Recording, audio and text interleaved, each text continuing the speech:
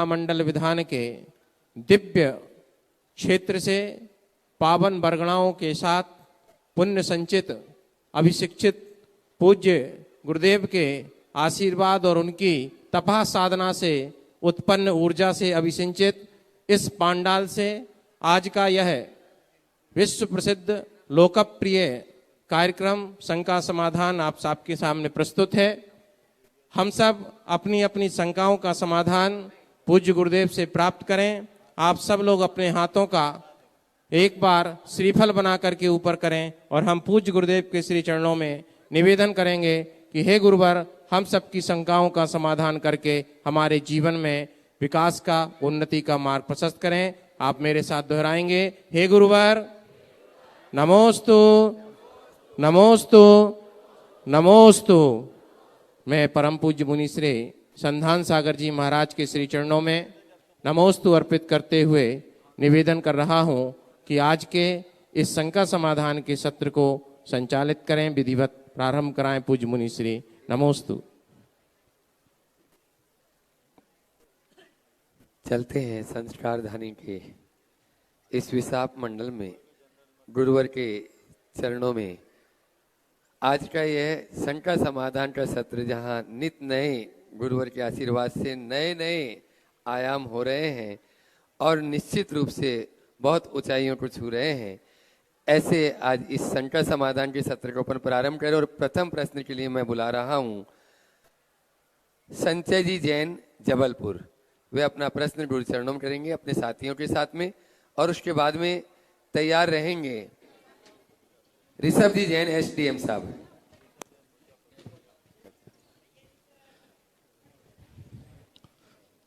पूज्य मुनीश्री जी के चरणों में मेरा बारंबार नमोस्तु नमोस्तु नमोस्तु। छुल्लक महाराज जी के चरणों में मेरा एक शामिक शामिक शामिक। महाराज जी, मेरा ये प्रश्न था, जो मेरे से ऊपर जो दो पीढ़ियां हैं बड़ी, उनका पूजा अभिषेक में बहुत मन लगता है, वो बहुत धार्मिक हैं, लेकिन मेरा ये कहना था कि जो सामाजिक कार्य होते हैं उनमें शादियों में अष्टमी चौदस, जैसे भगवान के मोक्ष कल्याणक के दिन, वो रात में जाके खाते हैं और दबा के खाते हैं और ज़्यादा प्याज खाते हैं। देखो, तुमने जो सवाल उपस्थित किया है वह समाज के लिए सोचनी है, बल्कि लज्जा की बात है। तुम्हारी बात सुनकर मुझे एक बात याद आ गई। एक स्थान पर मैं था उत्तर प्रदेश में, वहाँ के प्रधान जो 80 साल से ऊपर के थे, वो बड़े गर्व से कह रहे थे कि महाराज रात 11 बजे जब तक 2 मिस्सी पराठे नहीं खा लेता तब तक नींद नहीं आती। 80 से ऊपर की उम्र, समाज का प्रधान यानी मुखिया अध्यक्ष, वहाँ प्रधान बोलते हैं, और वो बड़े गर्व से कह रहा है कि रात 11 बजे 2 मिस्सी पराठे जब तक न खा लूँ तब तक नींद नहीं आए। वहीं उनका 18-20 साल का पोता बैठा था तुम्हारे जैसा, उसका रात में पानी का भी त्याग था। मैंने उस पोते की तरफ इशारा किया और कहा, इसको देखो और कुछ तो शर्म खाओ। मैंने कहा इसको देखो और कुछ तो शर्म खाओ। उस आदमी ने कहा, महाराज जी गलती हमारी नहीं, दोष आपका है। उसने कहा, महाराज गलती हमारी नहीं, दोष आपका है। मैंने कहा, मेरा क्या दोष? बोले, इसकी उम्र में आप हमें क्यों नहीं मिले।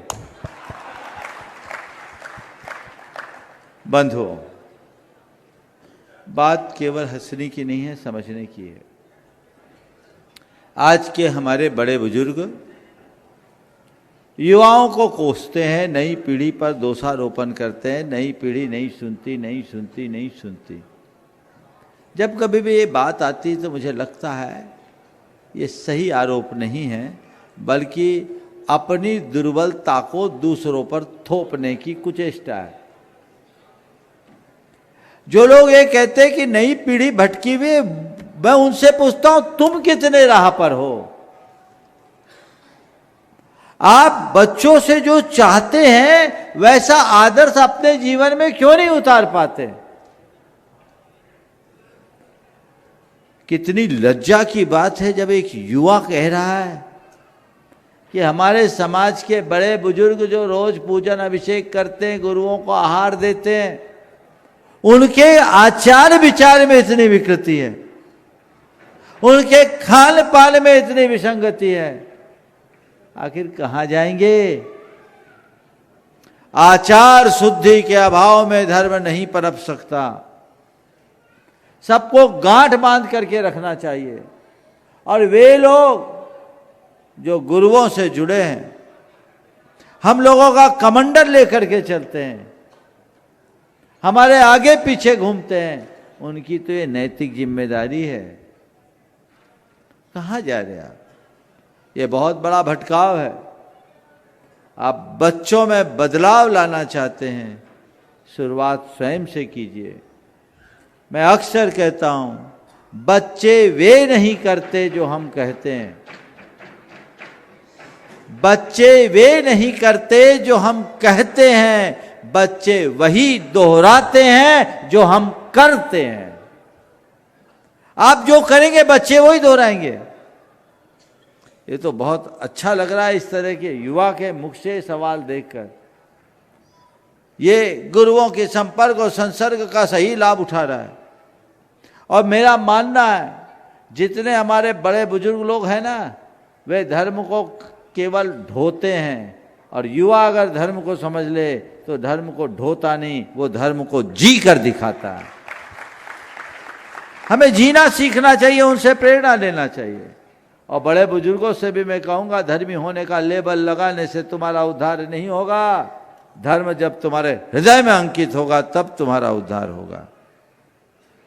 तुम पूजा पाठ, धार्मिक क्रियाएं और दान पुण्य से अपने धार्मिकता की छवि तो बना सकते हो, तुम अपने धार्मिक होने की पहचान बना सकते हो, लेकिन अगर ऐसा आचरण कर रहे हो तो इसका मतलब यह है कि अभी तुमने धर्म को पहचाना ही नहीं।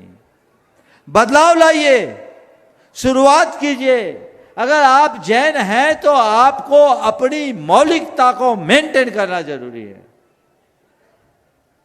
आज दूसरी परंपराओं को देखो जो अपने धार्मिक कोड और कंडक्ट का दृढ़ता से पालन करते हैं। हम क्या सीखते हैं? हम क्या सीखते हैं? सब चलता है कहकर हमने धर्म को ही चलता कर दिया। ये बहुत शर्मनाक है। हमें ऐसी प्रवृत्तियों पर अंकुश लगाना चाहिए और बड़े बुजुर्गों को भी इस पर गंभीरता से विचार करना चाहिए। ये 50 रकम की जो बीमारियां उसी कारण से हैं। अपनी जिह्वा पर नियंत्रण रखिए, प्रवृत्तियों में संयम रखिए। व्यवहार में अगर हमने संतुलन नहीं रखा और भावनाओं पर नियंत्रण नहीं सीखा तो हम अपने जीवन में कुछ भी हासिल नहीं कर पाएंगे। इसलिए इन सब बातों पर गंभीरता से विचार करते हुए सभी को आगे बढ़ना चाहिए। उसी से हम कोई अच्छा मार्ग बना पाएंगे। अपने बीच में एसडीएम साहब ऋषभ जी जैन यहाँ पर उपस्थित हैं। वे अपना प्रश्न गुरु चरणों में कर रहे हैं। और कल जिनका प्रश्न खड़ा रह गया था, डॉक्टर सोनल जी शास्त्री दिल्ली, आज टाइम कम है, सोनल का कल होगा। हाँ, और उसके बाद में अपने बीच में विद्यासागर नहीं, अभी नहीं आ पाए। ऋषभ जी मिर्जापुर, सुमन जी मिर्जापुर, शिरोमणि संरक्षक गुणायतन तैयार रहेंगे। इसके बाद में गुरुदेव के चरणों में बारंबार नमोस्तु। संस्कारधानी में मंगलवार के दिन दोपहर में ज्वलंत मुद्दे पर जो सामाजिक सभा हुई उसमें शामिल होने का सौभाग्य मुझे भी मिला। एक प्रश्न के उत्तर में गुरुदेव आपने कहा था कि भूमि होगी तो भूमिका होगी। किसी समाधान के लिए मांगलिक भवन जैसे बहुत सारे भवनों की आवश्यकता होगी। गुरुदेव, बहुत छोटा सा प्रश्न है मेरा, जितना मुझे मेरे संज्ञान में है, भारतवर्ष की समाजों के पास लाखों करोड़ रुपए डेट एफडी के रूप में पड़ा हुआ है। निश्चित ही जबलपुर समाज के पास भी हजारों करोड़ों में तो होंगे ही। और मैं, हो सकता है मेरे पास प्रमाण नहीं हो, पर मेरी जानकारी पक्की है।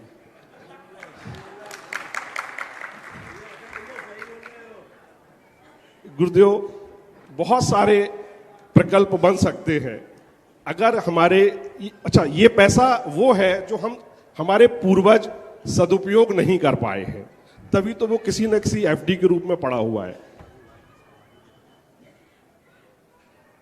गुरुदेव, मेरे भाव ये है और मेरा आपका निर्देशन चाहिए इसमें सभी के लिए कि क्या इसमें से 10%, 20%, 25% पैसा ऐसे प्रकल्पों में उपयोग किया जा सकता है? क्या ये उचित होगा? नमस्ते। पहले तो मैं चाहूंगा एक बार ऋषभ जी का जोरदार अभिनंदन करें।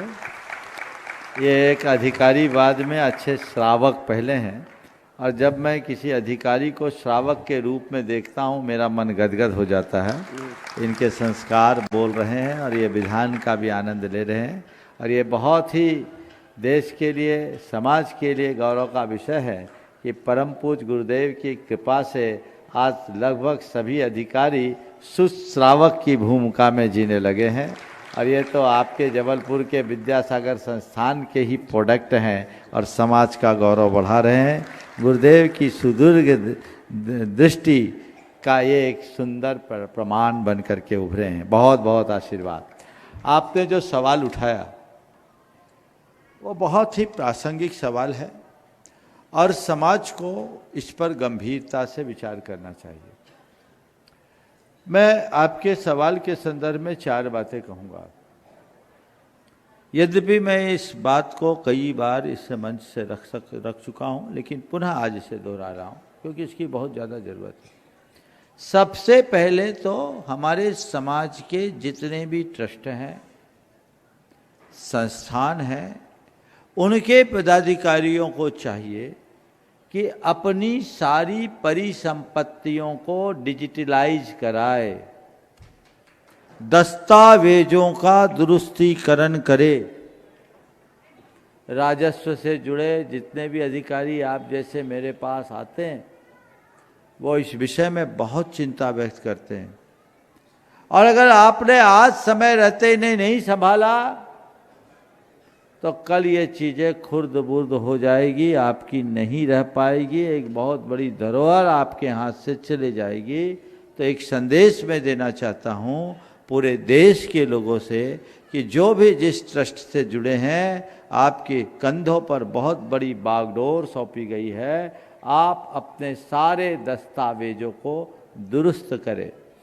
और मध्य प्रदेश के तो सारे राजस्व विभाग से जुड़े बहुत सारे अधिकारियों ने ये बात भी की, भोपाल में भी था, एक पोर्टल भी शायद डेवलप हो रहा है और उससे आपको मदद मिलेगी। जितने भी, अरे आपने मैं तो कर रहा हूँ, ऋषभ जैसे जितने भी अधिकारी हैं आपके लिए मदद के लिए पूरी तैयार होंगे, आपको मार्गदर्शन देंगे और ये काम करेंगे। मैं समझता हूँ ऋषभ जी इसमें ना करने का तो सवाल ही नहीं है, आप इसे कीजिए। दूसरी बात, जो हमारी समाज की परिसंपत्तियाँ हैं उन्हें संभाले, और जो आपने कहा जो डेड पैसा पड़ा हुआ है उसको आप अपडेट करें, अपग्रेड करें, समय काल के अनुसार उसका सदुपयोग करें। और सबसे बड़ी बात, अभी कुछ दिन पहले भी मैंने बात की थी, 2-3 दिन पहले, ट्रस्ट के, खासकर मंदिर ट्रस्ट के पदाधिकारियों को ये बात गहराई से सोचना चाहिए कि जो मंदिर में पैसा है, ये पैसा किसका है? ये पैसा देव द्रव्य है, दूसरों के द्वारा दिया गया दान, जिसे हम निर्माल्य कहते हैं। समझ गए? एक बार दे दिया, हम उसका उपभोग नहीं कर सकते।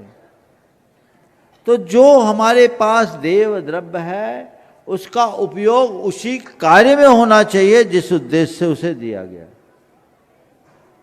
लोगों ने मंदिर के पूजा प्रबंध रख रखाव के लिए दिया, आप उसका उपयोग कीजिए। अब आपके पास सरप्लस है तो आप उन मंदिरों के लिए लगा दीजिए जहां पूजा प्रक्षाल की व्यवस्था नहीं है।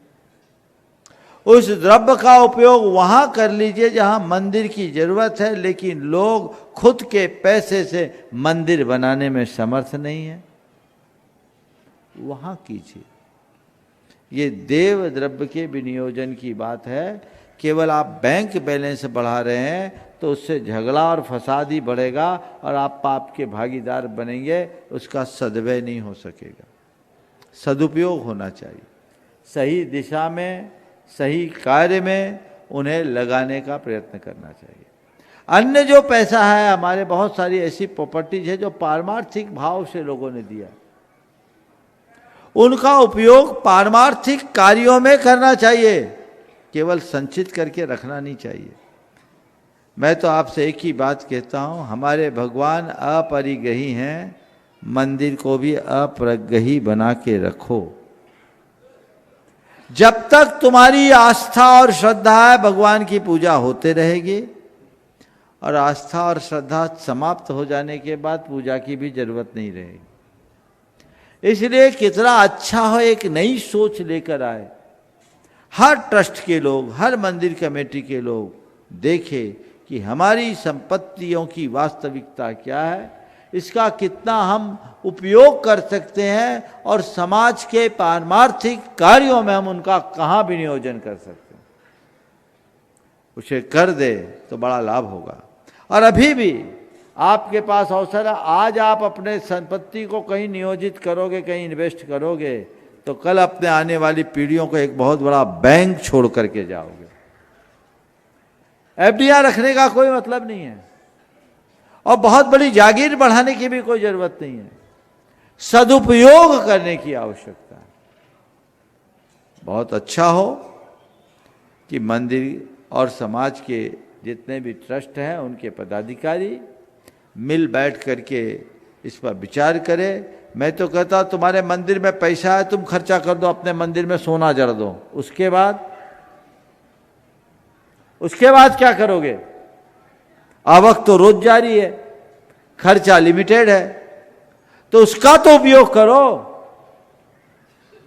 यह बहुत गंभीरता से विचारना चाहिए। आपने बहुत अच्छा मुद्दा उठाया। अपने बीच में मिर्जापुर से गुणायतन के शिरोमणि संरक्षक ऋषभ जी सुमन जी यहाँ पर उपस्थित है। जोरदार तालियों से उनका स्वागत करो। मैं चाहूंगा पदाधिकारीगण वहीं पर उनका स्वागत अभिनंदन कर दें, महिलाओं का स्वागत महिला कर दें और पुरुष का स्वागत पुरुष वर्ग। आप अपना प्रश्न गुरु चरणों तक करें ताकि समय बच सके, और उसके बाद में तैयार रहेंगे अनिल जी अमिता जी जैन दुर्गापुर शिरोमणि संरक्षक गुणायतन। परम पूज्य क्षमा करें गुरुजी, गला खराब है थोड़ा। परम पूज्य गुरुदेव के पावन चरणों में बारंबार नमोस्तु नमोस्तु नमोस्तु।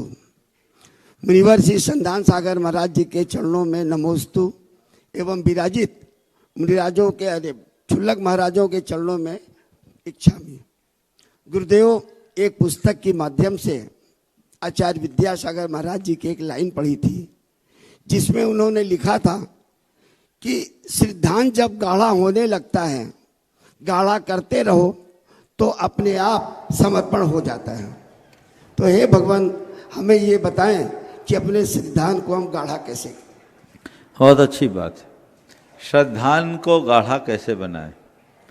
दूध गाढ़ा करने का अनुभव है? जी कैसे करते हो? औंटाते हो ना? औंटाने के लिए क्या करना पड़ता है? आंच पे रखना पड़ता है जी, और उसमें कलछुल चलाना पड़ता है, कूचा चलाना पड़ता है ना। तो बस अपने श्रद्धान को गाढ़ा बनाना है तो अपने जीवन के दूध को श्रद्धेय की आंच में औंटाते रहो, श्रद्धेय की आंच में औंटाते रहो, तुम्हारा श्रद्धान गाढ़ा हो जाएगा। नमस्ते। बहुत बढ़िया। चलिए एक बार वहीं पर उनका स्वागत एक करें। ही सवाल। हाँ, हाँ, आप लोग ताली बजा दें। और इसी क्रम में मैं चाहूंगा अनिल जी अमिता दुर्गापुर शिरोमणि संरक्षक गुणायतन वे अपना प्रश्न गुरु चरणों में करेंगे और तैयार रहेंगे। आज अपने बीच में गुणायतन के कार्याध्यक्ष एनसी जैन साहब के सुपुत्र अमित जी जैन यहाँ पर उपस्थित है, अपनी पूरी मित्र मंडली के साथ में तैयार रहेंगे प्रश्न के लिए और कमेटी तैयार रहेगी। उनका स्वागत करेंगे रायसेठ चंद्र कुमार जी, कैलाश जी पंचायत अध्यक्ष और अरविंद जी राजा, वे उनका स्वागत अभिनंदन भी करेंगे। प्रश्न करें मंच पर विराजित सभी मुनराज और अनिल जी जैन गुड्डा, वे भी स्वागत, अमित भैया का स्वागत करेंगे। सुमन जी भी प्रश्न कर रही है क्या? गुरुदेव आजकल मन ओ एक ही रखो, आज बहुत प्रेशर है। हाँ बहुत। हाँ, इसके बाद में दुर्गापुर से हाँ बोलिए, आप करें प्रश्न। बोलो। गुरुदेव के चरणों में नमोस्तु नमोस्तु नमोस्तु। गुरुदेव, जब भी हम भावना भाते हैं मेरा अंतिम मरण समाधि तेरे दर पर हो, अक्सर मन में बार बार यही भावना आती है, पर यहाँ मेरे मन में एक शंका उठती है कि कभी कभी जो अचानक मृत्यु हो जाती है, अचानक से हमें पता ही नहीं लगता कि कब मृत्यु आ गई, तो उस समय उस भावना का क्या कुछ फल मिलता है या कैसे उसको पूरा होगा? देखिए, ये भावना केवल इसलिए भाई जाती है कि मेरी भावना फलीभूत हो और मैं अंत समय में ऐसा लाभ ले सकूं, इसलिए ये भावना भाते हैं। लेकिन जिनका पुण्य क्षीण होता उनके साथ आकस्मिक मृत्यु होती है। अब ये मरण है, बहुत दुर्लभ है भगवान के दर पर प्राण निकलना, इसलिए भावना भाए कि हमारे जीवन में जो भी घटे ऐसा ही घटे। नमोस्तु गुरुदेव, नमोस्तु नमोस्तु। अमित जी जैन दिल्ली बम्बई अपने यहाँ पर उपस्थित है। एनसी जैन साढ़े सुपुत्र, जोरदार ताली से उनका स्वागत करें। और मैं चाहूंगा यहाँ के सभी पदाधिकारी मुख्य उनका स्वागत अभिनंदन कर रहे हैं। पंचायत अध्यक्ष कैलाश जी, रायसेठ चंद्र कुमार जी, अरविंद जी राजा और अनिल जी गुड्डा वहीं पर उनका स्वागत कर रहे हैं। आप लोग तालियों में कंजूसी कर रहे हैं, जोरदार तालियां। और अमित भाई अपना प्रश्न गुरु चरणों में वे कर रहे हैं और उसके बाद में तैयार रहेंगे बंधुओं भावना योग को जो अपने विद्यालय में भी लागू कर लिए, जैन हेरिटेज स्कूल पाटन के अरुण जी जैन, सृष्टि जी जैन तैयार रहे।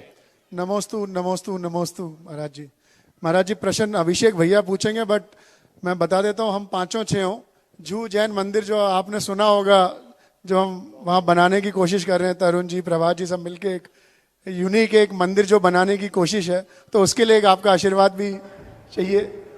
अभिषेक भैया हमारे साथ जो हमें रोज पूजा में हमारे सब हेल्प करते हैं, तो वो इनका एक प्रश्न है। समस्त श्री 1008 शांतिनाथ दिगंबर जैन सर्वतोभद्र जिनालय जुहू मुंबई के परिवार की ओर से आपके श्री चरणों में बारंबार नमोस्तु नमोस्तु नमोस्तु। गुरुदेव, संतों की उपस्थिति और संतों की सत्संगति तो हमें बहुत कुछ सिखाती ही है, किंतु कुछ महापुरुष ऐसे होते हैं जिनकी अनुपस्थिति और जिनका अभाव भी हमें बहुत कुछ सिखाता है। आज जब हम तिलवारा घाट के दर्शन करके आए, मड़िया जी के दर्शन करके आए, यहाँ दर्शन कर रहे हैं, तो ऐसा लग रहा था कि अभी भी आचार्य श्री उन कक्षों में बैठे हैं, अभी भी आचार्य श्री का सद्भाव वहाँ महसूस हो रहा था। मेरी आंखें नम हो गई थी और हम लोग याद कर रहे थे कि आचार्य श्री इस कमरे में बैठते थे, यहाँ आहार करते थे, ऐसा होता था, ऐसे मंच पर बैठते थे, ऐसा हमको समझाते थे। इसी तरह से जुहू मंदिर में भी आचार्य श्री के करकमलों से प्रतिष्ठित एकमात्र जिनबिंब हमारे पास है। उस जिनबिंब का इतना ज़्यादा अतिशय रहा कि जिसने आज तक धोती दुपट्टे नहीं पहने थे, मुंबई जैसे महानगर में उस जिनबिंब के आने से वह अभी तक प्रतिदिन मंदिर आते हैं, अभिषेक शांतिधारा पढ़ते हैं, सब उनको याद हो गया है। एक प्रतिमा के अतिशय के कारण से पूरा जुहू समाज धर्ममय हो गया है। तो ऐसे महापुरुषों का क्या अतिशय रहता है कि उनकी अनुपस्थिति एवं अभाव भी इतना अतिशय दिखाती है, और हम आचार्य श्री की अनुपस्थिति में उनसे क्या सीखते हैं, आज भी आचार्य श्री हमें क्या सिखाते हैं? देखिए, जब कभी भी कहा जाता है कि आचार्य श्री की अनुपस्थिति, तो ये शब्द मुझे थोड़ा अटपटा सा लगता है। क्यों? क्योंकि आचार्य विद्यासागर कभी अनुपस्थित हो ही नहीं सकते।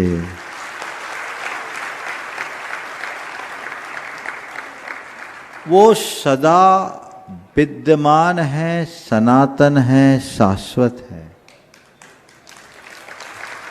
आचार्य विद्यासागर कोई व्यक्ति नहीं थे, वो एक तत्व है।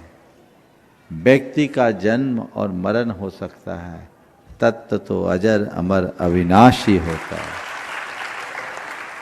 और मैं आप सबसे भी ये कहता हूं, ऐसी विभूतियां शताब्दियों के बाद आती है। हम सबका सौभाग्य है कि हमें उनकी सन्निधि और शरण पाने का अवसर मिला, तो हम उसका लाभ उठाएं। ये अनुपस्थित अनुपस्थित क्या होता है? आप कहते हैं यहां उपस्थित वहां उपस्थित, मुझे तो हवाओं और फिजाओं में उनकी उपस्थिति दिखती है, मुझे श्वास श्वास में उनकी उपस्थिति दिखती है, मुझे अपने रोम रोम में उनकी उपस्थिति दिखती है, और जगत के कण कण में उनका सानिध्य दिखता है। उसे देखो। मूर्त उपस्थिति बहुत सतही होती है, लेकिन जो अमूर्त प्रेरणा है वो चिरस्थायी होती है। समझ गए? तो ऐसे महान विभूतियों की वो अमूर्त प्रेरणा, अमूर्त सन्निधि से मिलती है, जो नितांत भावनात्मक होती है। जो जितना अधिक भावनात्मक रूप से जुड़ेगा, वो उतनी सन्निधि का एहसास करेगा। ध्यान रखना, भावुकता अलग चीज है और भावनात्मक निकटता अलग चीज है। जो भावुक होगा, कोई जरूरी नहीं कि वो भावनात्मक रूप से निकट है, क्योंकि उसकी भावुकता उस भौतिक सानिध्य के अभाव को की अनुभूति को दर्शा रही है। लेकिन जो भावनात्मक रूप से जुड़ा होता है, उसे अनुपस्थिति का कभी एहसास ही नहीं होता, और जब भावनात्मक सामीप्य का एहसास करता है तो वो कभी भावुक हो भी नहीं पाता। समझ गए? इसलिए तुम्हारे सवाल के माध्यम से मैं सबको कहना चाहूँगा, भावुकता में मत बहना, भाव जगाने का प्रयत्न करना। जो प्रेरणा, जो दिशा और दृष्टि गुरुदेव से हमें मिली है और मिल रही है, उसे आत्मसात करके आगे बढ़े। रहा सवाल जिन बिंब के प्रतिष्ठा के बाद का अतिशय, तो ऐसी विभूति के हाथ से जो प्रतिष्ठित होगा उसका अतिशय तो अपने आप होगा, इसमें कुछ सोचने की बात नहीं है। मुझे लगता है कि मुंबई जैसे महानगर में आप लोगों ने जो इतना बड़ा बीड़ा उठाया, ये कोई साधारण बात नहीं है। वहाँ लोगों को रहने के लिए 100 फुट जगह भी बहुत कठिनाई से मिलती है। आपने इतना भव्य और विशाल मंदिर बनाने की योजना बनाई है। मुझे लगता है जिस समय गुरुदेव ने आशीर्वाद दिया होगा, उस घड़ी उनके हृदय का तार तार वर्षा होगा, कण कण वर्षा होगा। वो आशीर्वाद फल रहा है, अतिशय प्रतिमा का नहीं, ये गुरुदेव की कृपा का है, ऐसा समझना चाहिए।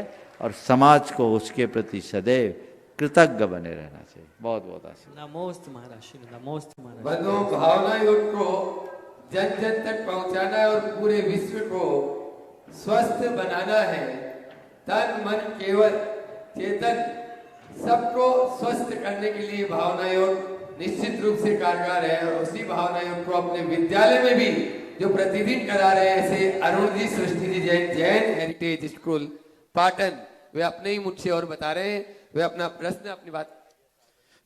और राजेश जी जैन IAS अपने परिवार के साथ में आ गए हो तो मंच पर आ जाए। पूज्य श्री के चरणों में कोटि से नमोस्तु। महाराज श्री, हमारा जैनम हेरिटेज पब्लिक स्कूल 2016 में आचार्य श्री के आशीर्वाद से कौनी जी में मिला था, तब से शुरू है। 8वीं तक हमारे स्कूल में 250 बच्चे हैं। हमारे स्कूल में 100% हिंदू हैं, एक भी जैन बच्चा नहीं है। भावना योग प्रतिदिन 1 पीरियड सिखाया जाता है।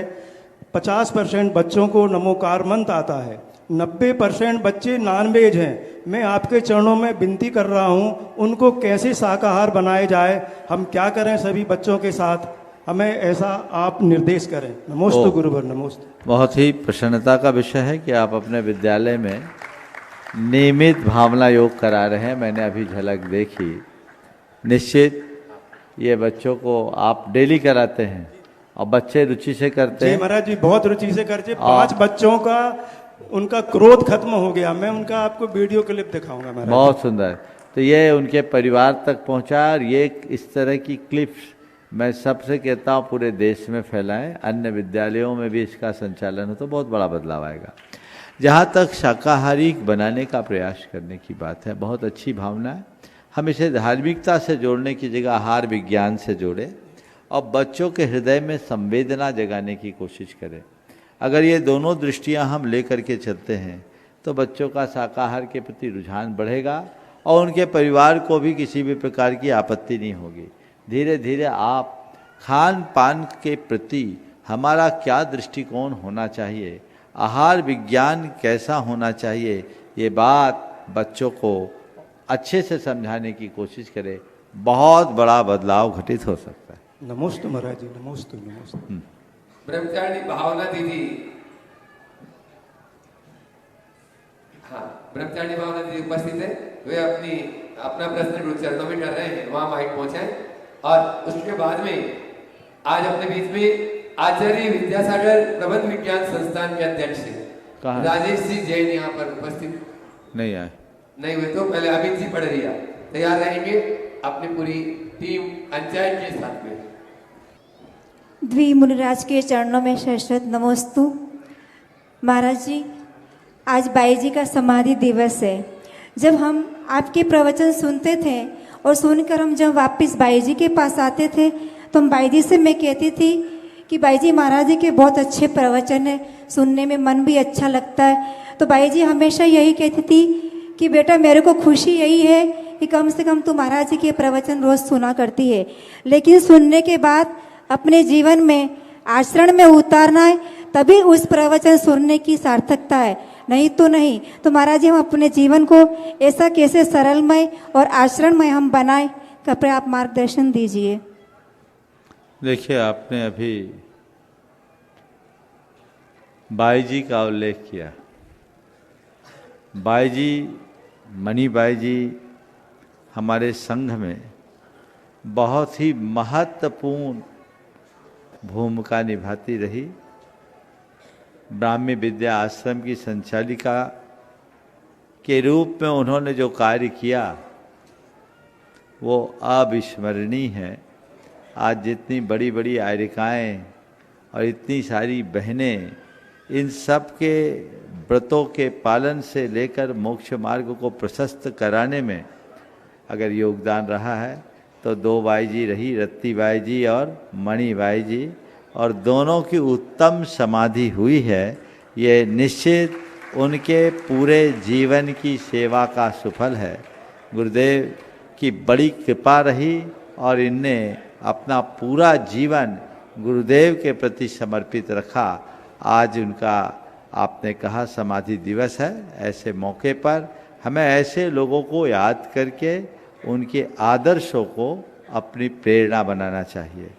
आपने जो सवाल किया है कि भाई जी ने जो बात कही बिल्कुल सही है। हम लोग प्रवचन सुनते हैं, लेकिन जो सुनते हैं उसे आत्मसात करने का प्रयास करना चाहिए। निश्चित जितना हम सुनते हैं उतना हर कोई नहीं अपना सकता, लेकिन कम से कम हम उन्हें जीवन में उतार पाएँ या न उतार पाएँ, इतना तो स्वीकार लें कि क्या सही है और क्या गलत है।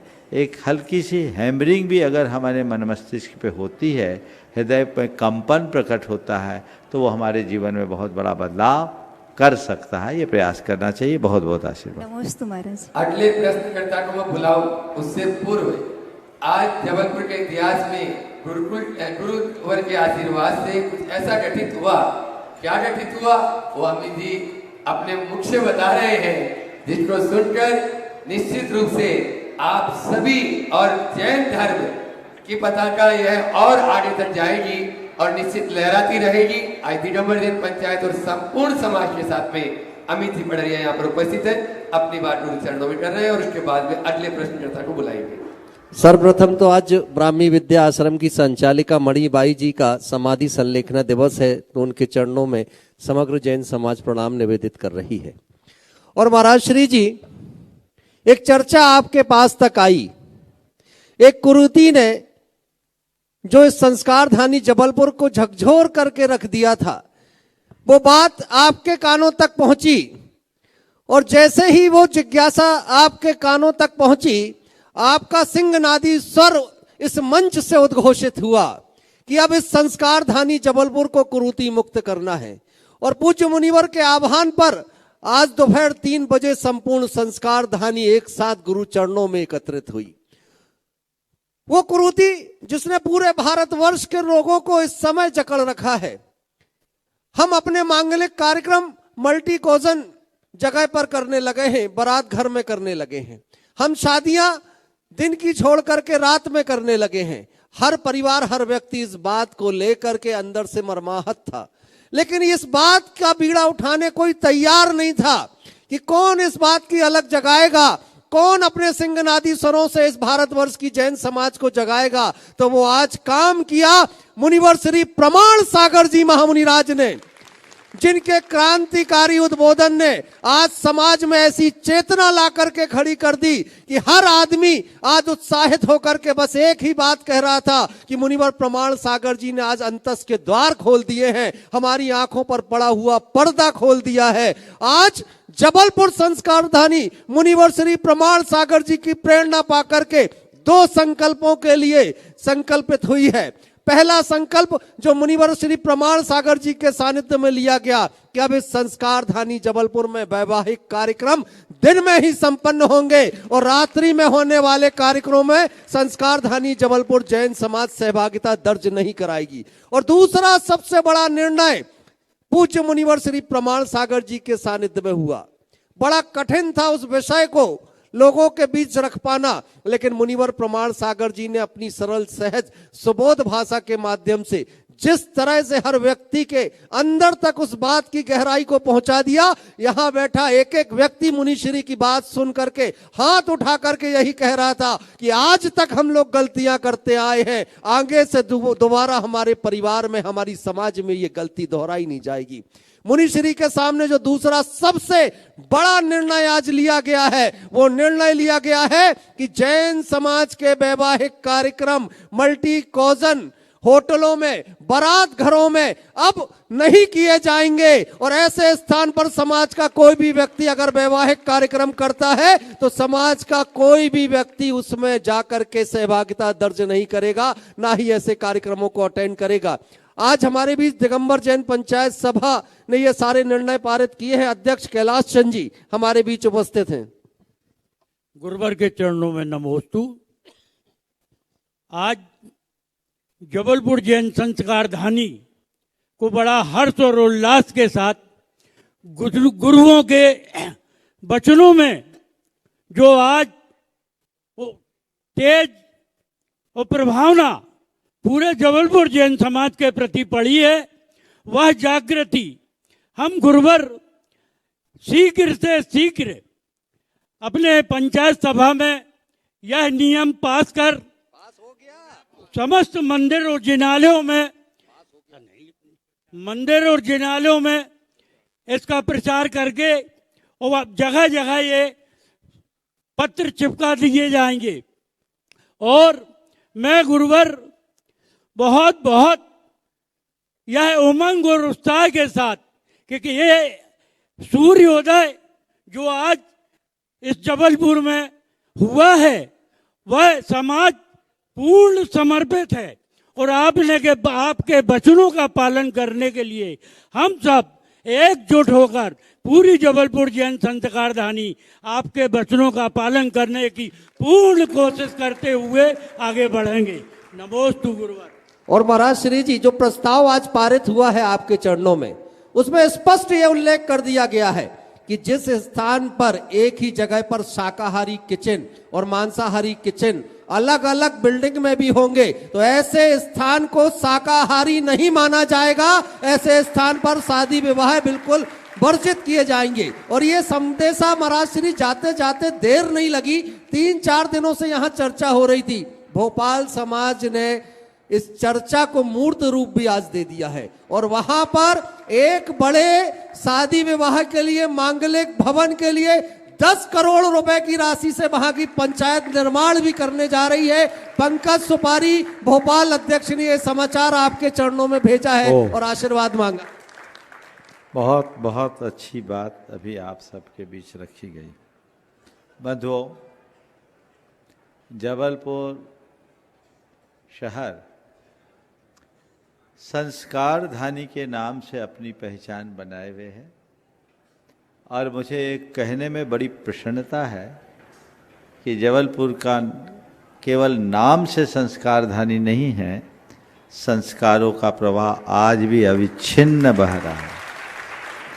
ये जैन समाज का एक बड़ा केंद्र है और मैंने पाया है कि जबलपुर में जब भी कोई बात उठी है तो ये भारत का मध्य स्थल है, केंद्र स्थल है। इसका असर पूरे सुदूरवर्ती अंचलों तक पहुंचा है। 1997 में मैंने जब ये बात की थी, दिन में शादी दिन में भोज, यही अहिंसा का जय घोष, मुझे बहुत प्रसन्नता है ये कहने में कि उसकी शुरुआत जबलपुर से हुई थी और प्रभाव पूरे बुंदेलखंड अंचल में चला, जो लगभग 18-20 साल तक निर्बाध चलता रहा। जब मैं ऐसा कह रहा था कि किसी ने बोला शिथिलता आ गई, मतलब बोलिए शिथिलता क्यों आ गई, तो एक ने मेरे को ही दोषी बना दिया, महाराज आप शिखर जी तरफ क्यों चले गए। निमित्त ऐसा आया कि संसर्ग मिला नहीं और बाद में प्रेरणाएं मिलती नहीं मिली, इसलिए मामला गड़बड़ हो गया। एक बात बहुत सुस्पष्ट है, कितनी भी तेज आग हो, अगर उसको निरंतर हवा न मिले तो धीरे धीरे उसमें राख की परत जमने लगती है और राख की परत जब जमते जाती है और वो प्रगाढ़ हो जाती है तो उस आग की दम भी घुट जाती है। पर मुझे बहुत प्रसन्नता है, यहाँ राख जमी है, क्योंकि आज तक किसी ने फूंक नहीं मारा, पर मुझे प्रसन्नता थी, आग आज भी जीवित है। और मैंने देखा फूंक मारते ही फिर से वही दमकने लगे। आज बहुत प्रसन्नता है। परसों नरसों एक सवाल उठा था और मैंने कहा कि भाई आ जाओ, आज मंगलवार में आप लोगों ने मंगल कार्य किया है, इसके लिए मैं पंचायत और सभी संस्था के पदाधिकारियों का आशीर्वाद दूंगा। आज मध्याह्न में जिस तरह की उपस्थिति और उत्साह आप लोगों ने प्रकट किया वो बहुत प्रशंसनीय है, पर मैं इतने में संतुष्ट नहीं। क्यों? ये आधा काम है। कमेटी निर्णय ले ली, पंचायत निर्णय ले ली, इसका काम पुख्ता हो गया, मैं नहीं जानता, मानता भी नहीं। पुख्ता तो तब होगा जब संपूर्ण समाज इसमें निर्णय लेगी। तो मैं चाहूँगा, कल प्रातःकाल सिद्ध चक्र महामंडल विधान में यहाँ पांव रखने जगह नहीं रहती, पूरी समाज आती है। उस समय कल मैं अपने प्रवचन में इस विषय को रखूँगा और पंचायत रहेगी, सारी संस्थाएं रहेगी 16 में, तो 16 में और भाव विशुद्ध हो जाएगा। 16 में तो आना पड़ेगा, नहीं तो घुसने ही नहीं मिलेगा, और रहेगी। और ये संकल्प सब समाज ले, ताकि हम इस सिद्ध चक्र महामंडल विधान के 122 मंडलीय विधान के इस महामंडप में लिया गया संकल्प निश्चित सिद्धि देगा और इसका असर पूरे देश पर पड़ेगा। सब लोग इसे चाहते हैं, पर पहल की देर रहती, इसलिए नहीं कर पाते। ये करिए, आप रात भर और तैयारी कीजिए। और हम तो देखो भाई, या तो ऑपरेशन करते नहीं और करते हैं तो फिर अधूरा छोड़ते नहीं, और हमारा कोई ऑपरेशन फेल होता नहीं, अब तक का रिकॉर्ड है, आप जानते ही हैं। निश्चित ये मुद्दा आया है और मुझे प्रसन्नता है कि बिना एनेस्थीसिया के ही काम हो गया। मैंने तो सोचा था कुछ ज़्यादा मेहनत करनी पड़ेगी, लेकिन मुझे लगा मुझे तो कुछ करना ही नहीं पड़ा, हल्की सी फूंक भर मारी। मैंने सोचा था कहीं धौंकनी ना चलाना पड़े, पर फूंक मारते ही अन्य भी 1-2 मुद्दों पर चर्चा आई है, उन सारी चर्चाओं, महिला संगीत के विषय में भी बात आई है, उस पर भी गंभीरता से विचार करके निराकरण करना है। जो आप लोगों ने तय किया कि महिला संगीत बंद होगा, महिलाओं का गीत उसमें चालू होगा, जो हमारी परंपरागत व्यवस्था थी, इसे हमें रखना है और वह भी दिन में ही हो, ऐसा प्रयास करना चाहिए। मैं देख रहा हूँ अपने बीच महाराज श्री भोपाल की अभी एक बहुत अच्छा संदेश दिया पवन भाई, पंकज भाई जो अभी अभी अध्यक्ष बने हैं, अभी जो अमित भाई के माध्यम से संदेश आया, ये बहुत अच्छा संदेश है। चर्चाएं पहले भी चल रही थी, पर उन्होंने एक विशाल मांगलिक भवन बनाने की पहल की है। मुझे लगता है जबलपुर भी पीछे नहीं रहेगा। जबलपुर तो ऐसे ही 2 कदम आगे है। विधान तो ये बता ही रहा है कि जबलपुर इंदौर और भोपाल से भी आगे आ गया है, तो इसमें भी पीछे नहीं रहना है। कल अभी मध्याह्न में बात हुई, आप लोगों ने भाव व्यक्त किए, मैंने कहा पहले भूमि फिर भूमि का, अब रात भर है। देखो भाई, कोई भूमि दाता आ जाए तो भूमि का तैयार है, यहाँ पर भी काम हो सकती है और काम हो सकता है। ये प्रयास सबको करना चाहिए। मैं देख रहा हूँ अपने बीच भोपाल से राजेश जी IAS, जो आचार्य विद्यासागर प्रबंध विज्ञान संस्थान के अध्यक्ष हैं, गुणायतन के ट्रस्टी हैं, गुरुकुलम के ट्रस्टी हैं, बहुत अच्छा योगदान देते हैं। बेटा आया क्या? बेटा नहीं आया गुरुदेव। अच्छा, एक बार इनका भी आप लोग वहीं पर सम्मान कर दें। ये एक वरिष्ठ IAS अधिकारी और एक अच्छे श्रावक के रूप में अपना जीवन लगाए हैं, और इनके लिए एक बड़े गौरव का विषय, इनका बेटा IIM में 99.9% मार्क्स लाकर पूरे मध्य प्रदेश में प्रथम स्थान प्राप्त किया है। आज आया भी था, अभी किसी व्यस्ततावश नहीं आ पाया। मैं चाहूँगा कमेटी के पदाधिकारी वहीं पर जाकर उनका सम्मान कर दें। हाँ, आप सवाल कर लें। नमोस्तु भगवान, छुल्लक जी के चरणों में इच्छामी। गुरुदेव, मेरा कोई प्रश्न नहीं है, आपके समक्ष आते हैं, वैसे ही सभी प्रश्नों के उत्तर अपने आप मिल जाते हैं। फिर भी गुरुदेव, एक छोटा सा निवेदन करना चाहूंगा। अभी मैं आ रहा था गुरुदेव, तो मेरे ध्यान में एक बात आई कि स्पिरिचुअल इंटेलिजेंस, आध्यात्मिक बुद्धि और सामान्य बुद्धि क्या होती है, और इन दोनों में क्या अंतर है गुरुदेव? देखिए, इस पर काम चल रहा है आजकल। IQ और EQ, इंटेलेक्चुअल इंटेलिजेंस और इमोशनल इंटेलिजेंस पर काम काफ़ी हुआ है, लेकिन अब एक कदम आगे बढ़कर स्पिरिचुअल इंटेलिजेंस की बात कर रहे हैं। देखिए, हमारे पास प्रतिभा तो है, बुद्धि तो है, लेकिन ये बुद्धि जब अंतर्मुख हो जाती है तो आध्यात्मिक बन जाती है। मेरा मानना है, और मानना क्या, अनुभव भी है, और ये हमारे शास्त्र भी कहते हैं, जो भी हमारे अंदर का इंटेलेक्ट है, वो जो कुछ भी हमें देता है, उन सब के मूल में सबसे ऊपर जो है वो है हमारा अध्यात्म। बाकी चीज़ों से ज्ञान मिलता है, जानकारी मिलती है, पर स्पिरिचुअल इंटेलिजेंस यदि पूरी तरह डेवलप हो जाए तो केवल ज्ञान मिलता है। चेतना का परिपूर्ण विकास अध्यात्म से ही होता है, और उसके लिए हमें आध्यात्मिक प्रयास हमेशा करना चाहिए। नमोस्तु भगवान, नमोस्तु।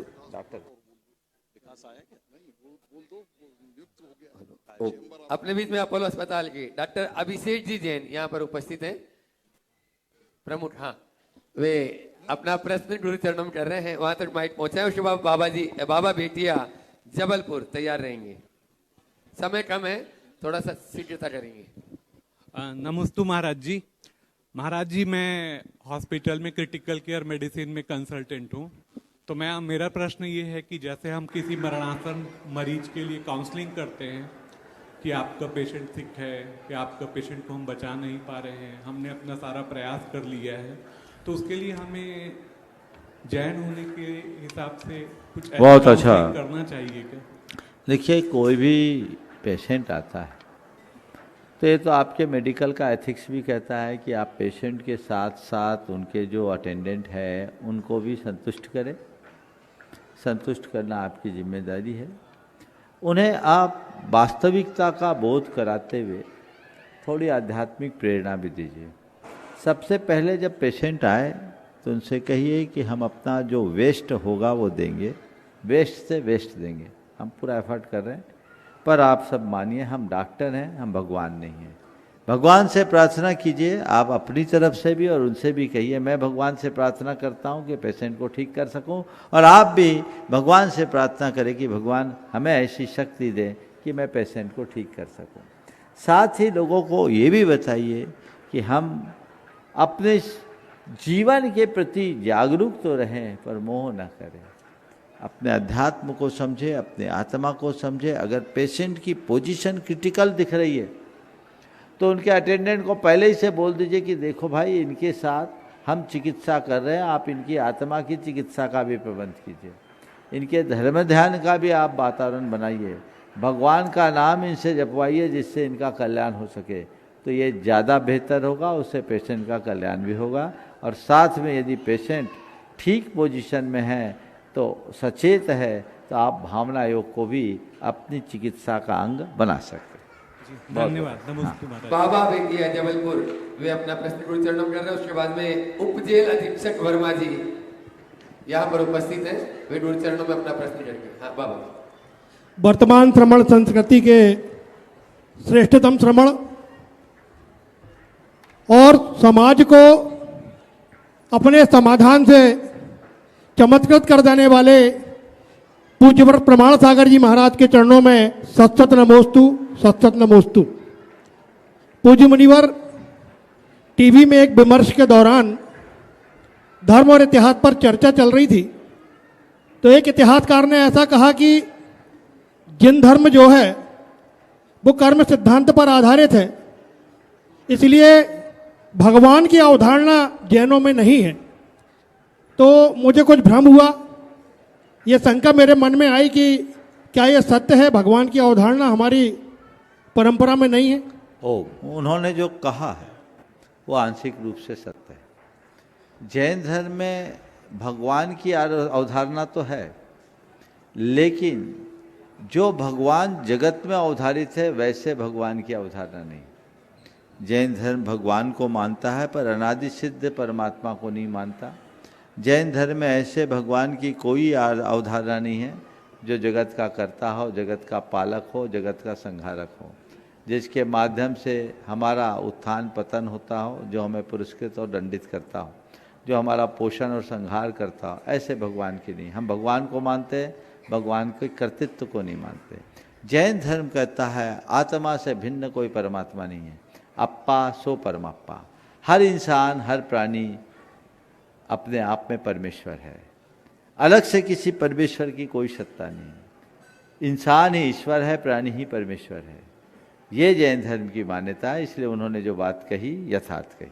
हाँ। नमोस्तु जबलपुर, और उसके बाद में निशांत प्रियंका लमेटा परिवार महाआरती पुण्यार्जक।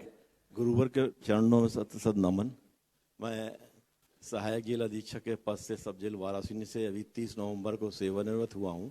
मैं जो जेल में बंदियों की सेवा करते हुए मैंने महावीर जयंती पे कई कार्यक्रम जैन समाज के कराए, उससे भी मुझे काफ़ी लाभ मिला। मैं चाहता हूँ मेरा आगे का जीवन भी अच्छा स्वस्थ रहे। बहुत अच्छा है जो आपके भाव हैं। अब तो सेवानिवृत्त हो गए, सेवा के लिए निवृत्ति कर लीजिए और करते रहिए। बहुत बहुत आशीर्वाद। आखिरी महाआरती पुण्यार्जक निशांत प्रियंका लमेटा परिवार, जल्दी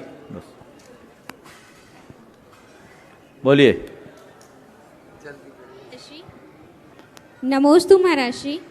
महाराज श्री, मेरी बेटी 4 माह की हो चुकी है और बहुत ही मुझे प्रसन्नता है कि मैंने 9 महीने भावना योग किया और उसका ही परिणाम है कि वो बहुत ही मतलब जैसा मैं चाहती थी, डिज़ाइन योर चाइल्ड जैसे आप बोलते हैं कि डिज़ाइन योर लाइफ भावना योग से, वैसे मैंने अपने बच्चे को डिज़ाइन किया आपके भावना योग से। और महाराज जी मुझे बहुत पॉजिटिविटी मिली। अब महाराज मैं आगे कैसे उसको पॉजिटिव हमेशा रख सकूं? बहुत सुंदर। पहली बात तो जैसा बच्ची को देखना चाहते वैसा अपने जीवन में प्रकट करो। महाराज जी दूसरी बात, भावना योग बंद मत करो, उसको लोरी के रूप में भावना योग सुनाते रहो। बहुत बहुत आशीर्वाद। आज के इस सत्र को यहीं पर विराम। बोलिए अहिंसा परमो धर्म की।